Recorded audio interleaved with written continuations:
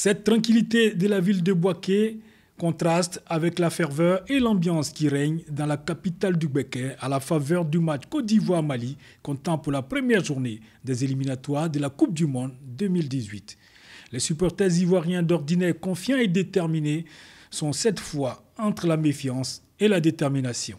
Vous savez, Bouaké, c'est comme une seconde ville pour le Mali. Ici, il y a beaucoup de ressortissants maliens. Alors je pense que le samedi, le stade sera partagé entre deux pays, le Mali et la Côte d'Ivoire. C'est pas possible. Je ne pense pas. Nous allons voir le stade. Nous allons voir le stade. La ville de Bouaké se motive à la dernière minute. Puisque vous êtes arrivé à quelques jours du match, vous ne voyez pas les motivations. Mais les motivations viennent à la dernière minute. Et nous allons taper le Mali. L'enthousiasme de la forte communauté malienne à Bouaké donne des frayeurs à certains et la confiance à d'autres.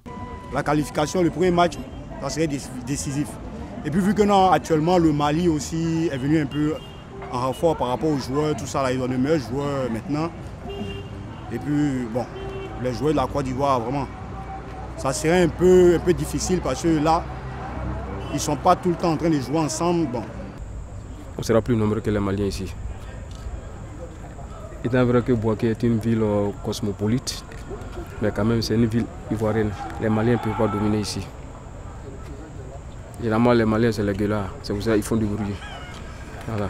Le Stade de la Paix, lui, a fait sa mue. Les dégâts connus après le match contre la Sierra Leone ont été réparés par les soins de l'ONS. Il y avait quelques gros dégâts en tout cas après le match Côte d'Ivoire-Sierra Leone au niveau de la ferronnerie. Je pense que là où tout est bien prêt, tous les sièges qui avaient été déboulonnés, cassés sont fixés. Les grilles de protection autour du stade qui avaient été cassées sont en tout cas fixées, même renforcées par des bétons en équerre sur les bases principales.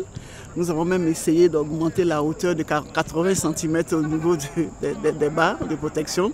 Voilà, au niveau de la ferronnerie, en tout cas, tout est prêt. Là, vous voyez que les techniciens sont en train de tout faire pour que la lumière soit nette. Parce qu'effectivement, la dernière fois, il y avait quelques petits soucis au niveau de l'éclairage. Là, nous avons fait le point. Il y avait pas mal d'ampoules de ballast qui étaient endommagées. Tout a été changé. Bon, les tests sont en train d'être faits. Et je pense que bon, la pelouse, vous la voyez, c'est impeccable. Donc, je pense que l'ONS est en train de tout mettre en œuvre pour que vraiment les éléphants restent dans d'excellentes conditions. Un match importantissime et à haut risque qu'on espère ne lui restera pas d'autres séquelles au stade de Bouaké. Les supporters, eux, ne veulent pas entendre parler de matchs nuls, encore moins de défaites. Alors, ils ont un conseil pour les joueurs. Si j'ai un conseil à donner, c'est qu'ils nous prouvent vraiment qu'ils sont des professionnels. Parce qu'à chaque fois qu'ils arrivent en Côte d'Ivoire ici, il y a un relâchement à leur niveau. Et nous, on n'aimerait pas vraiment souffrir encore une fois parce que nous sommes prêts pour les pousser jusqu'à la victoire. Donc ils jouent vraiment ce qu'ils savent faire et qu'à la fin de la rencontre, la Côte d'Ivoire soit victorieuse sur ce match. Message bien perçu par les poulains de Michel Dussuyer qui leur promettent la victoire ce samedi.